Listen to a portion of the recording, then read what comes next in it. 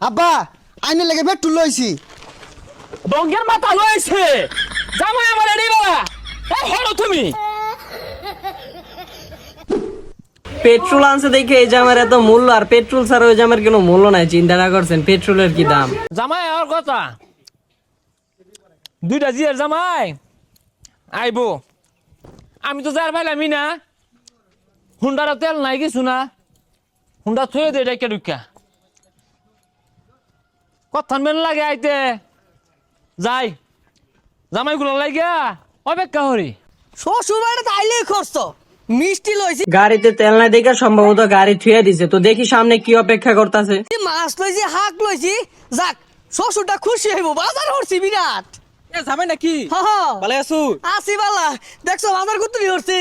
সব না সব তো কিনে আসছো, বাজারে তো কিছুই থইছো না, সব লয়ে পড়ছো। করুন লাগে শ্বশুরে খাওয়ায় আগে খাইলিয়াম।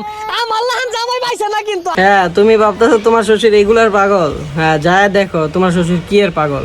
তোমার শ্বশুর পেট্রোলের পাগল। আরেটা তো আছে। ফন্তা ভাই দুটো সনে টুরা পাইছে, যাও বাজারত তাইতাছি, চাইটা খাউন লাগবো। হ্যাঁ এই যাই বলছে গুল্লার প্যাকেটও দেখা যা। এই যে শ্বশুর আব্বাই দিলেন। এই তো জামাই বেটা বোন বোন বোন বোন বোন আহা গো গাইমা গেছে গাইমা গেছে গাইমা গেছে। এই বাজারের একটা শাশুড়ি আম্মারটা দেন গিয়া একটা মাছ লইছি ইয়া বড়। জামাই বেটা কি মাছ লইছো?